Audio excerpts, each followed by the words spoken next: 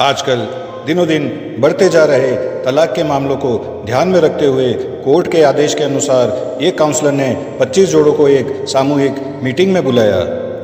यह काउंसलर कुछ उन चंद समझदार और सफल काउंसलर्स में एक थी जिन्होंने कई जोड़ों को यह समझाने में मदद की थी कि वह कितनी बड़ी गलती करने जा रहे हैं और कई रिश्तों को टूटने से रोक लिया था। इस मीटिंग में आने वाले सभी जोड़ों के दिमाग में यही चल रहा था कि उनके घर के बड़े बुजुर्ग जिस बात को नहीं रोक पा रहे थे उसे रोकने के लिए ये काउंसलर क्या कर लेगी। मीटिंग की शुरुआत होते ही काउंसलर ने कहा, मैं आपको वही सारी बातें रिपीट नहीं करूंगी जो आपने अपने दोस्तों, रिश्तेदारों या शुभचिंतकों से सुन रखी होगी। मैं आपको एक गेम खिलाऊंगी। उसने सभी जोड़ों को ध्यान से देखा और बाद में एक महिला को अपने पास आने के लिए कहा।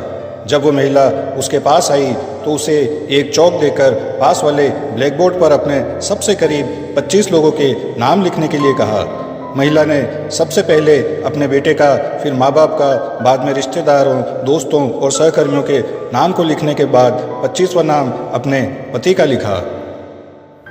अपना नाम जब सबके बाद लिखा तो उस महिला के पति को, जो खुद भी वहाँ मौजूद था, बहुत बुरा लगा। मन ही मन सोचने लगा कि अच्छा हुआ मैं इसे तलाक देने जा रहा हूँ, मेरा फैसला गलत नहीं है। काउंसलर ने महिला से कहा, अब आप उन 10 लोगों के नाम हटा दीजिए जिन्होंने आपको आपके जीवन में सबसे कम साथ दिया हो या कम साथ दे सकते हैं। महिला ने कुछ सेकंड सोचने के बाद अपने सहकर्मी और कुछ दोस्तों के नाम हटा दिए। इस गेम को न केवल वो महिला खेल रही थी बल्कि इस मीटिंग में आए हर वह पति पत्नी भी मन ही मन खेल रहे थे, क्योंकि वह भी उसी परिस्थिति में थे जिस परिस्थिति में वह महिला थी। काउंसलर ने फिर से एक बार उस महिला को 10 और नाम मिटाने के लिए कहा। इस बार महिला काफ़ी सोच में पड़ गई। 3-4 मिनट सोचने के बाद उसने अपने बाकी बचे दोस्तों और रिश्तेदारों के नाम हटा दिए। अब केवल 5 नाम बच गए थे, जिसमें उसके माँ बाप और 2 बच्चों के नाम के साथ उसके पति का नाम भी था। हर कोई ये देखकर हैरान था कि सबसे आखिर में अपने पति का नाम लिखने के बाद भी उस महिला ने दोनों बार जब उसे 10-10 नामों को मिटाने के लिए कहा गया तो उसने अपने पति के नाम को नहीं मिटाया। काउंसलर ने अब उस महिला की तरफ देखा और बोली, आपको 2 नाम और मिटाने होंगे। महिला अब दुविधा में थी।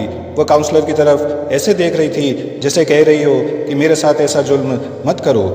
काफ़ी समय लेने के बाद जब महिला ने 2 नाम मिटाए तो उसकी आंखों में आंसू थे, क्योंकि वो नाम उसके माता पिता के थे। मीटिंग में आए सभी लोग इस घटना को बड़े ध्यान से देख रहे थे। उन्हें हर बार आश्चर्य हो रहा था, लेकिन इस बार कुछ ज़्यादा ही हुआ, क्योंकि सब मान रहे थे कि जब साथ देने की बात हो तो कोई भी व्यक्ति अपने माँ बाप का नाम नहीं मिटा सकता। काउंसलर यहीं पर नहीं रुकी। उसने अब महिला से कहा कि एक आखिरी बार 2 नाम और मिटा दीजिए। महिला की हालत ऐसी हो गई थी जैसे कोई उसे सजा दे रहा हो। अब की बार उसने काउंसलर से मना कर दिया कि अब इस गेम को और ज़्यादा नहीं खेल सकती। काउंसलर ने उसे समझाया कि आपको सिर्फ नाम मिटाने हैं और यह एक गेम है, इससे ज़्यादा कुछ नहीं। जैसे तैसे काउंसलर ने उस महिला को 2 नाम मिटाने के लिए मना लिया। कांपते हुए हाथों से महिला ने जब अपने दोनों बच्चों का नाम मिटाया तो वह फूट फूट कर रोने लगी। उस महिला के पति के साथ साथ वहाँ आए सभी लोग दंग रह गए। वहाँ आए सभी लोगों का यही सोचना था कि चाहे कुछ भी हो जाए, लेकिन महिला अपने बच्चों का नाम नहीं मिटा सकती। काउंसलर ने उस महिला को अपनी जगह पर जाकर बैठने के लिए कहा। काउंसलर ने वहाँ आए सभी जोड़ों की तरफ ध्यान से देखा, जो उतने ही दुखी थे जितनी कि ये महिला थी। काउंसलर ने उन सभी से पूछा कि महिला ने ऐसा क्यों किया। कोई भी उस सवाल का जवाब दे नहीं रहा था, या दे नहीं पा रहा था, या देना नहीं चाहता था। अंत में काउंसलर ने उस महिला को खड़े होने के लिए कहा और उसी से ऐसा करने का कारण पूछा। महिला बोली, चाहे अभी मेरे और मेरे पति के बीच में कुछ प्रॉब्लम चल रही है, लेकिन जब साथ देने की बारी आती थी तब वह हमेशा मेरे साथ खड़े रहते थे। मेरे माँ बाप बूढ़े हो चुके हैं और वह कितने दिन मेरे साथ रहेंगे मैं नहीं जानती। मेरे बच्चे बड़े होने के बाद हमेशा मेरे साथ रहेंगे, इसकी भी कोई गारंटी नहीं है। लेकिन हमारे बीच इतना कुछ होने के बाद भी मेरे पति ने मुझसे कहा है कि वह अलग होने के बाद भी जब भी ज़रूरत होगी तब मेरा साथ देंगे। महिला बोली, हम पता नहीं क्यों तलाक तक पहुंच गए। आज इस गेम को खेलते हुए मुझे रियलाइज़ हुआ है कि हम दोनों के बीच ऐसी कोई बड़ी समस्या हुई ही नहीं है।